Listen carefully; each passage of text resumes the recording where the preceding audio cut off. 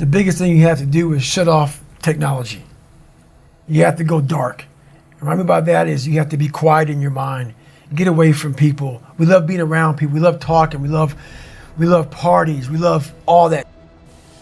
It's okay to be alone. It's also okay to be unhappy. It's okay to be unhappy sometimes, man. It's okay to say, you know what, man, I'm f***ed up. So you gotta go to the truth first. Who are you? Get really accountable and say, okay, who am I? What's the truth about me? Get to that dark place in your mind. Figure out, it may take months, it may take years. Figure out your purpose. Figure out what you want to be in life.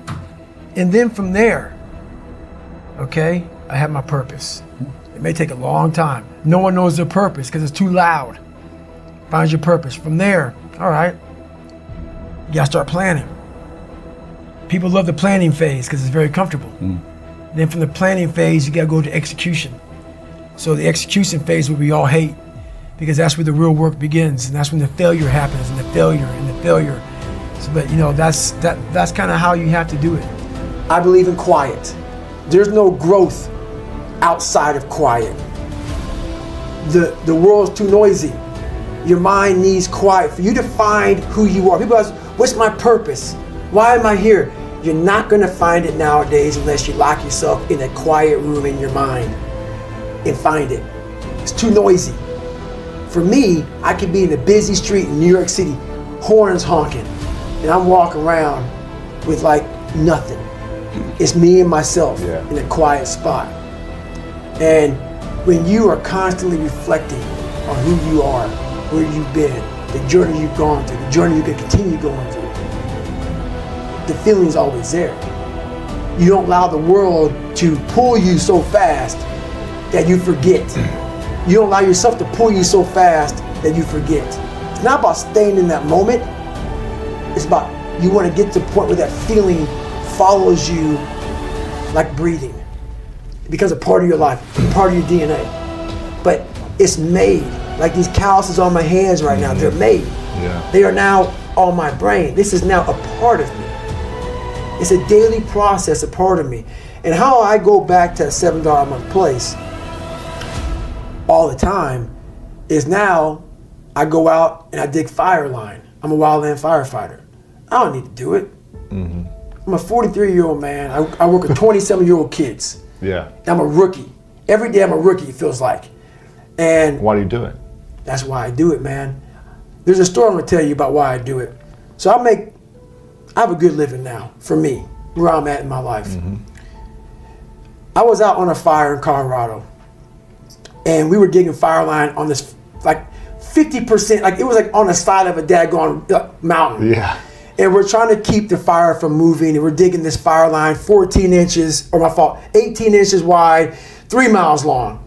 12 of us digging. And it is the hardest work. You make $12 an hour.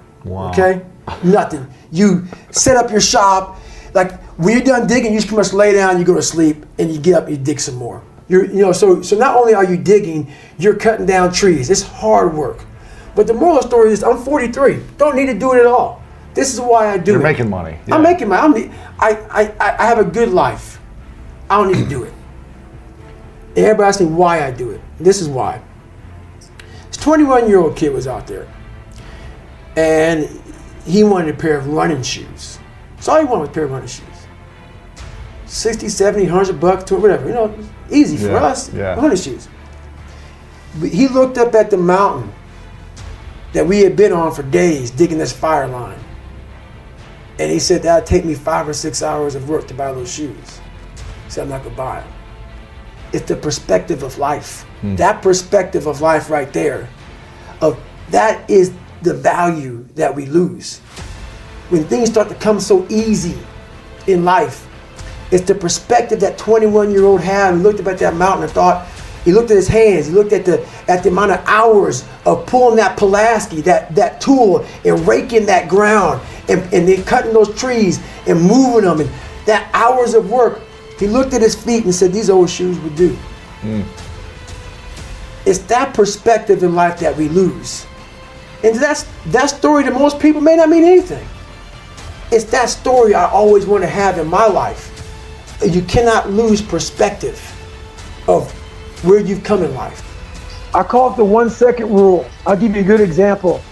Most of the guys who quit Navy SEAL training, they quit in Hell Week. And they'll quit within the first day of Hell Week. The first day. And all Hell Week is basically a typical day of Navy SEAL training. These guys do fine going through Navy SEAL training, but when it comes to Hell Week, they spaz out. They spaz out because they're not going to get any sleep and they're not going home to a nice warm bed at nighttime. So they're going to have you for 1 week where they're going to kick the crap out of you. So that 1 second decision is this. We get in a situation that our mind is not able to break down into small pieces. When you're going through normal Navy SEAL day, your mind says, oh, not a big deal. I'm going to go home, get in a nice warm bed, maybe see my girlfriend, go to a movie. The day is going to end. Your mind can comprehend that. It can comprehend the fact that today is going to end and I have something to look forward to. What Navy SEAL Hell Week is you have nothing to look forward to for a long time. You're suffering and you're suffering and you're suffering and you're suffering even more. And it's only 48 hours.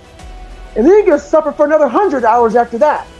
So your mind is already in this spastic mode. The spastic mode is, I have to get the hell out of here. It's your fight or flight, and usually it's flight.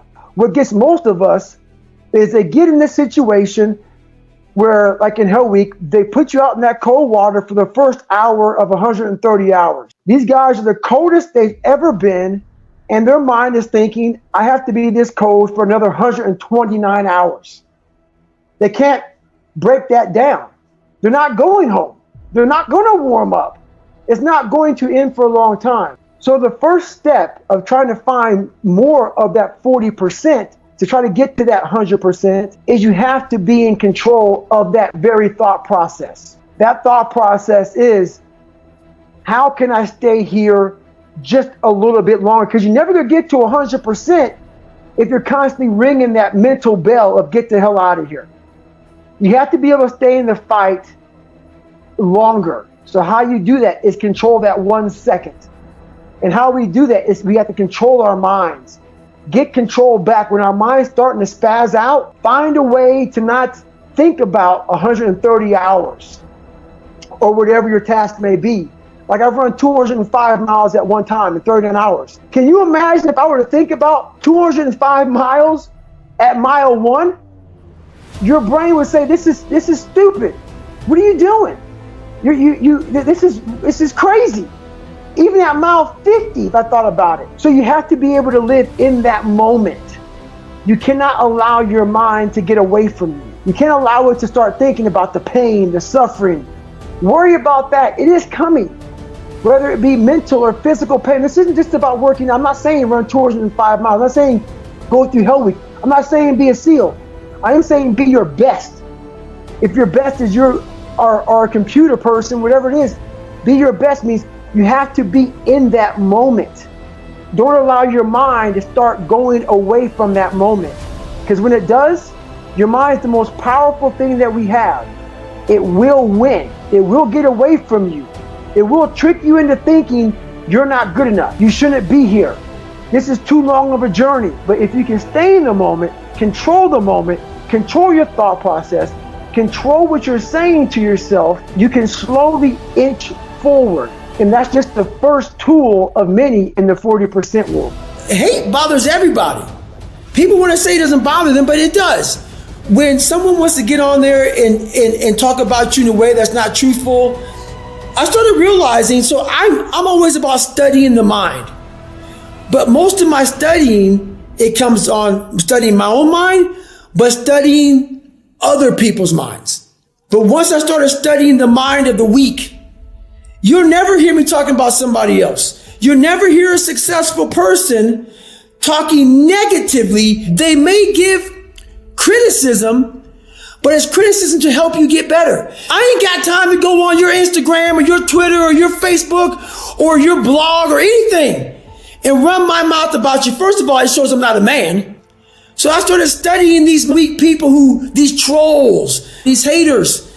I'm like, man, you're exactly where I was years ago. So the more I studied and the more I realized, man, the problem's not me. And this isn't the after school special, man. I'm not here to make you feel better. It's just the truth.